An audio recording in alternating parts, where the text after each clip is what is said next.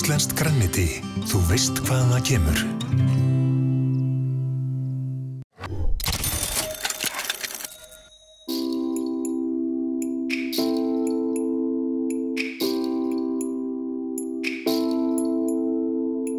Ég bara mjög slæm í að grilla hamborgara.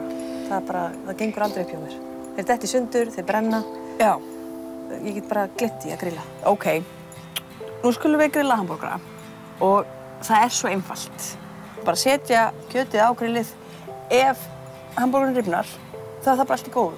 Við finnum engan bragðmun. Ef við byrjum á byrjunni, þú byrjar að hita grillið í botn. Við viljum hafa í botn. Hamborgarar vilt, þunnt kjöt og ef maður með þykkt kjöt þá það fyrir maður vill hafa það rautt í miðunni. Þannig að við viljum fá mikinn hita og elda það hratt og ekki sjóða það á lágum hita. Okay. Þannig að við erum með gómsæta grísaborgara og þeir eru aðeins, þeir eru ekki að þéttir í sér og venjuleg nautahamborgarar. Eru þeir eitthvað verri eða betri en nautahamborgarar? Alls ekki, þau bara aðeins öðruvísi bragð. En staðreyndin samt sú að þegar maður með fullt af meðlæti á hamborgarunum þá finnur maður engan svakalega mun. Og svo ætlum við að setja sveppinn á líka og við erum með svona portobello-sveppi. Og þetta alveg, þegar þetta grillast þá verður mikill safi í þessu og þetta verður bara fallegt, bara yndislegt. Og við ætlum að setja það hérna. Svo nú ætlum við að setja á olíu. Þetta orginal grillolía frá KP. Og það til alls konar bragðtegundir. Mér finnst þessi mjög góð og það alls konar krydd í þessari blöndu sem gera hana bara alveg skothelda. Hún ýtir svo undir grillbragð. Ég að fara að baða mig upp úr þessari olíu, Já. Ég pensla þessu bara yfir og svo ætlum við líka að setja salt og pipar. Og líka yfir sveppina. Svo eitt sem þegar maður kannski ekki að drífa sig en vill að gerist aðeins hraðar, þá gott að setja smá salt á sveppina af því þá eldast þið hraðar. Svo ætlum við að setja barbecue á hamborgarana. Barbecue sósu? Barbecue sósu. Þessi sósa hún hentar svo vel með grillmat að hún var skýrð í höfuð á grillmat. Já. Það þurfum ekkert að véfengja þannig meira.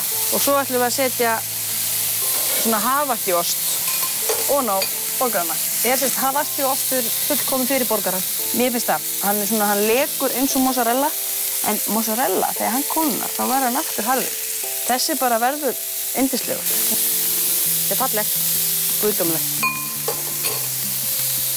Þessi reykur, þetta grillbragðið. Brauðin fara sjálfsögðu á efri hilluna. Þar sem að þau brenna síður og ristast bara í rólegheitunum. Og nú ætlum ég bara að loka grillinu í smástund. Fá yfirborðshita á brauðin. Ég ætlum bara að gefa þessu örfáar sekúndur.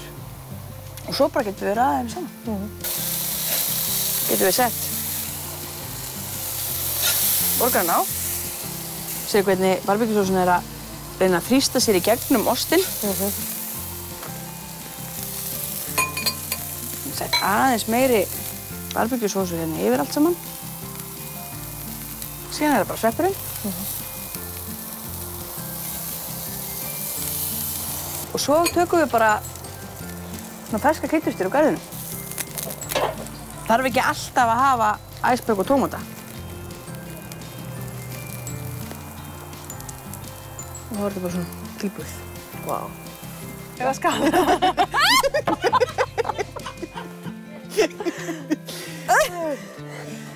Ok. Fáum okkur. Jæja. Já. Ég mega spennt. Já.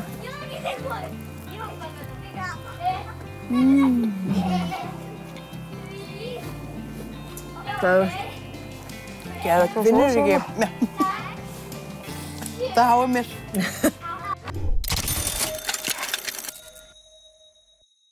Smellugas Ólís fyrir grillið, útileguna og heimilið.